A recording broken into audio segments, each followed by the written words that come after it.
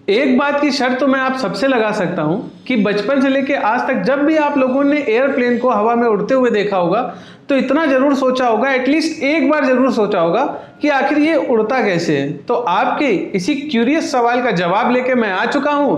Hello everyone, you are watching the brilliant engineering series by 9 pointer और आज का हमारा टॉपिक होने वाला है how do airplanes fly.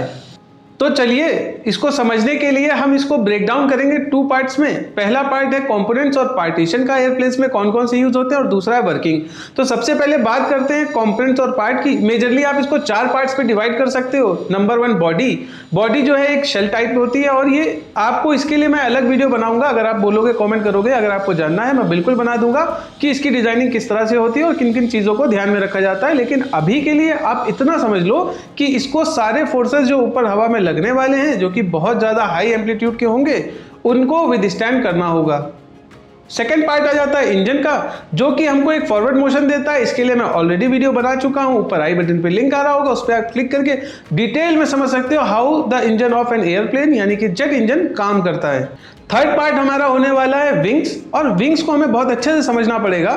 Wings जो है इसके अगर सबसे पहले हम शेप की बात करें तो ये होता है एयरफॉइल शेप का। अब जब 1903 में राइट ब्रदर्स ने बनाया था, जो सबसे पहला शेप था उनका ऑलमोस्ट इस तरह का ही था, बट वो मोर कर्व, मतलब उसमें और ज्यादा थोड़ा सा कर्व था। लेकिन जैसे जैसे कि समय बीता गया और हम लोग एडवांस टेक्नोलॉजी में होते गए, हमने स्टडी करी, हमने ये जान लिया कि इसका बेस्ट शेप ये होने वाला है एयरफॉइल शेप। इसकी वजह से क्या होता है, हमको लिफ्ट मिल जाता है और हम प्रेशर डिफरेंस क्रिएट कर सकते हैं ऊपर और नीचे की तरफ इस विंग के।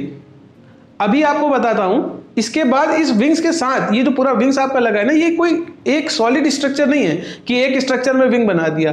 बेसिकली ये जो हमारा विंग होने वाला है ये बना होता है डिफरेंट डिफरेंट पार्ट्स के साथ। सबसे पहले पार्ट की अगर बात करें, इसको हम बोलते हैं फ्लैप्स, और ये होते हैं बॉडी के पास यानी कि बॉडी की टूवर्ड्स द बॉडी, और ये होंगे आपके विंग्स के एंड की तरफ। और इनका एक मोशन होता है। वो मोशन क्या होता है, ये अपनी पोजीशन से बाहर आएंगे और अंदर जाएंगे।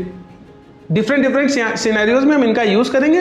ये मैं आपको तब बताऊंगा जब हम इसका एक्चुअल में मूवमेंट में देखेंगे क्या फर्क पड़ने वाला है प्लेन के। और इसके ठीक अपोजिट आगे की तरफ लगा होता है स्लैट्स। बहुत से लोग इसको लैट्स भी बोलते हैं, एस को साइलेंट कर देते हैं। तो जो ये स्लैट्स होने वाला है ये आगे की तरफ मूव करेगा, और इसका भी मूवमेंट वही होगा कि ये आगे जाएगा और वापस अपनी पोजीशन पे आ जाएगा।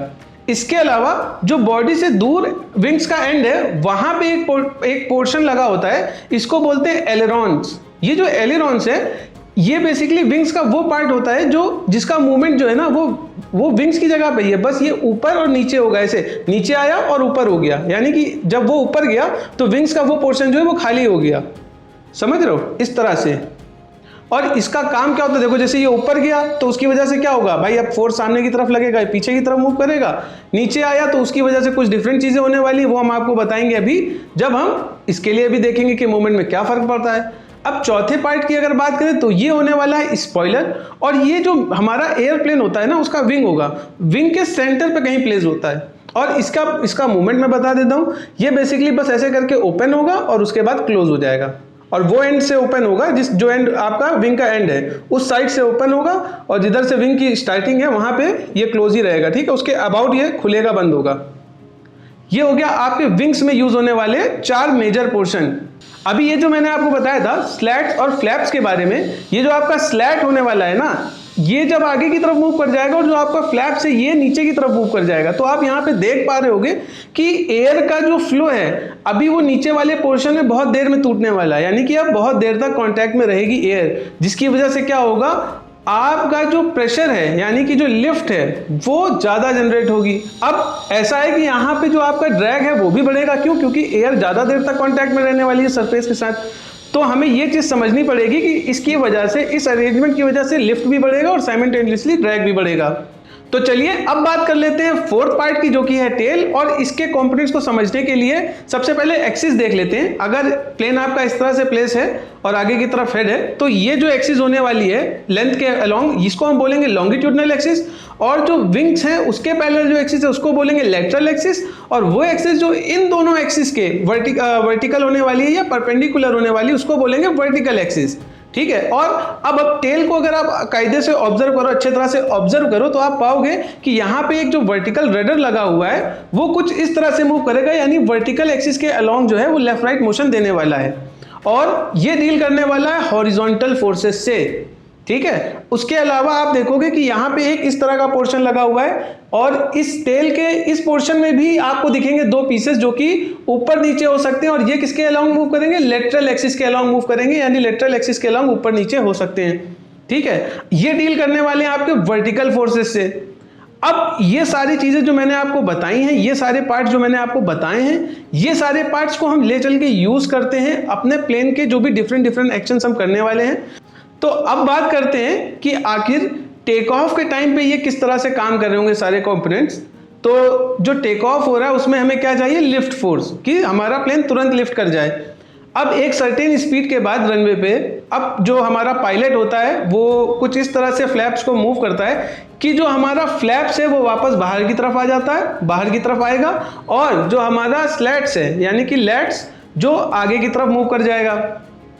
फ्लैप्स जो है वो बाहर की तरफ आया और लेट्स जो है वो आगे की तरफ निकल गया। इसकी वजह से आप क्या देखोगे, जो एयर फॉइल है उसका एरिया बढ़ गया। अब जो हवा आने वाली है वो ज़्यादा देर कांटेक्ट में रहेगी, जिसकी वजह से जो नीचे का पोर्शन है यहाँ पे और ज़्यादा प्रेशर डेवलप हो गया, यानी कि यहाँ से आपको और ज़्यादा लिफ्ट मिलने लगा। लेकिन अभी क्या होगा, देखो आपको लिफ्ट मिलना स्टार्ट हुआ। अगर आप इतने पोर्शन को देखो, ये प्लेन है और ये हेड है, तो आप चलते चलते आपको लिफ्ट तो मिलना स्टार्ट हुआ, लेकिन अभी आप कैसे उड़ रहे हो देखो। लेकिन आपको क्या चाहिए, आपको चाहिए नहीं मुझे तो इस तरह से सीधा ऊपर चलना है, क्योंकि भाई आगे चल के अभी थोड़ी देर में जो हमारा रनवे वो खत्म होने वाला है, हमें जल्दी से जल्दी जो है इसको ऊपर की तरफ उड़ा देना है, टेक ऑफ कर लेना है। इसके लिए यानी पीछे वाला जो पोर्शन है वो नीचे चला जाए। ये वाला पोर्शन हमारा ऑलरेडी उठना स्टार्ट हो गया है। अब अगर पीछे वाला पोर्शन थोड़ा नीचे चला जाए तो जो एंगल ऑफ अटैक होने वाला है एयर का कहाँ पे, एयर फॉइल पे, वो बढ़ जाएगा, जिसकी वजह से और ज़्यादा लिफ्ट जनरेट होगा। अब हमारा प्लेन जो है वो बहुत जल्दी से ऊपर की तरफ चढ़ने लगेगा।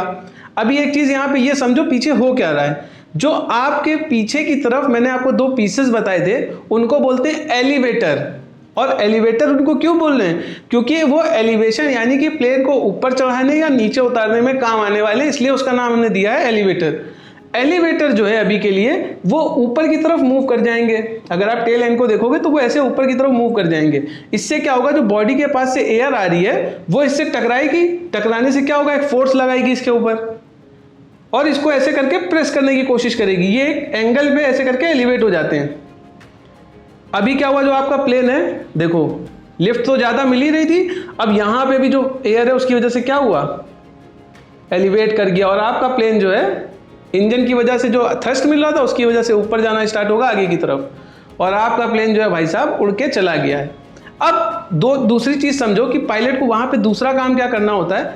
आप जैसे ही रनवे से टेक ऑफ करते हो उसके बाद वो डायरेक्शन जिधर आपको जाना है जरूरी नहीं है उसी तरफ आपने टेक ऑफ कराओ, तो आपको क्या करना पड़ेगा, रोटेशन, यानी कि एक सर्कुलर रोटेशन आपको लेना है।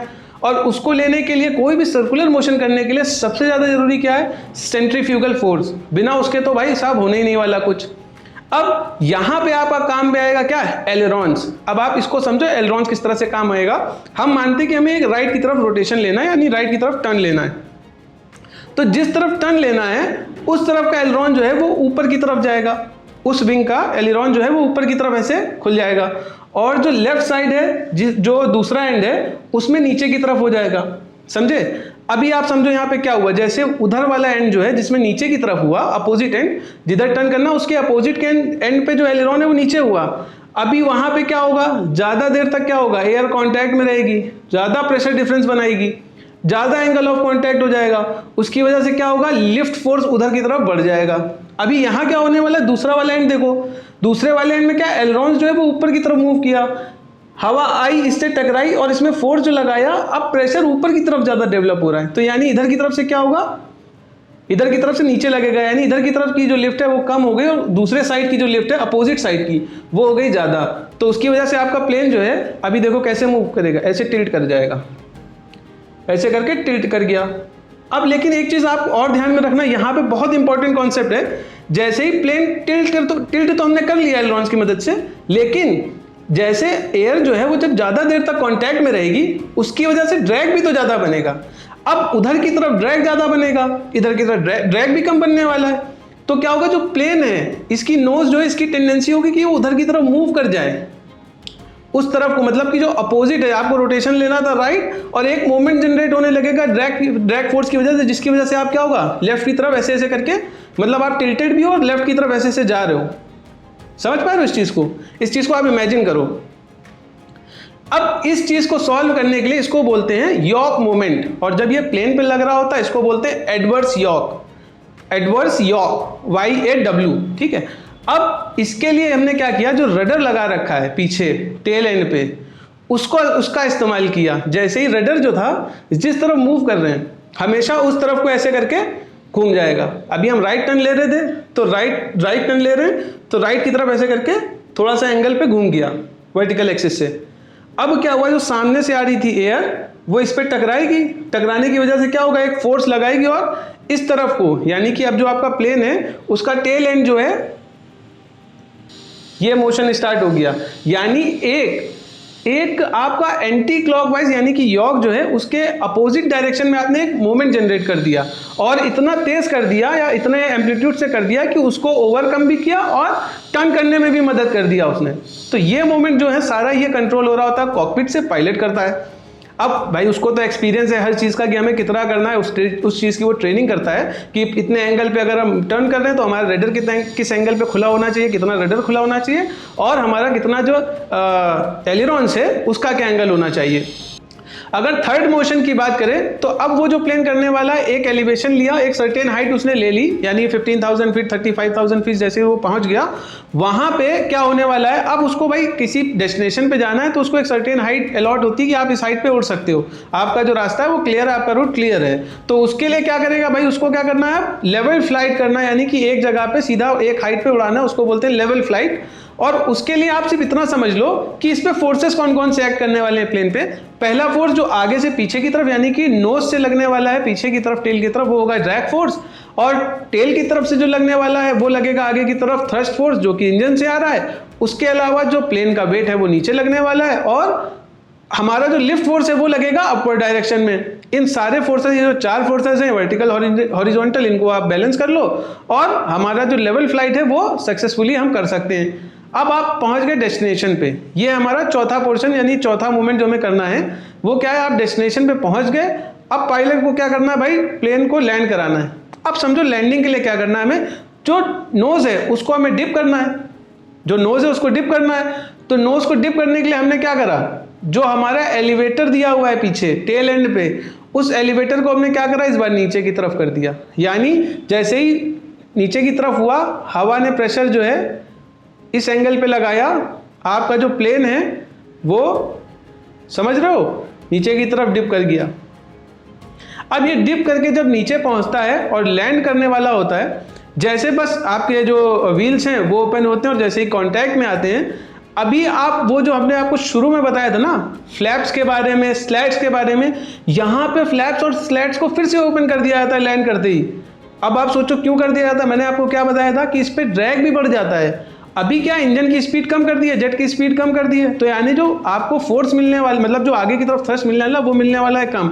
अब हमको क्या करना है, बस ड्रैग को बढ़ाते जाना है ताकि हम रोक सकें।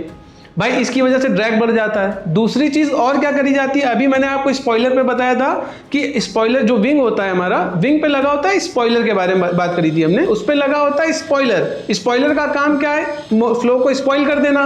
वो क्या होगा, विंग से ऊपर की तरफ अपोजिट डायरेक्शन में अगर आगे की तरफ मूव कर रहा है प्लेन, तो वो मैंने आपको बताया था कि वो टेल एंड की तरफ से इस तरह से खुलता है। तो जैसे ही खुला, आगे से हवा आ रही है, पीछे की तरफ फोर्स लगा, प्रेशर लगा, उसकी वजह से ड्रैग और बढ़ा और हमारा जो प्लेन है उसको रोकने में मदद होने वाली है फिर से। इसके बाद भी, मतलब ये दोनों चीजें कर ली, उसके बाद भी प्लेन जो है बहुत ज्यादा स्पीड में होता है। अब एक कॉन्सेप्ट आता है जो कि इंजन के लेवल पे हो रहा होता है, जो पायलट ऑन करता है उसके लिए अलग होता है, उसके लिए होता है रिवर्स थ्रस्ट का मैकेनिज्म।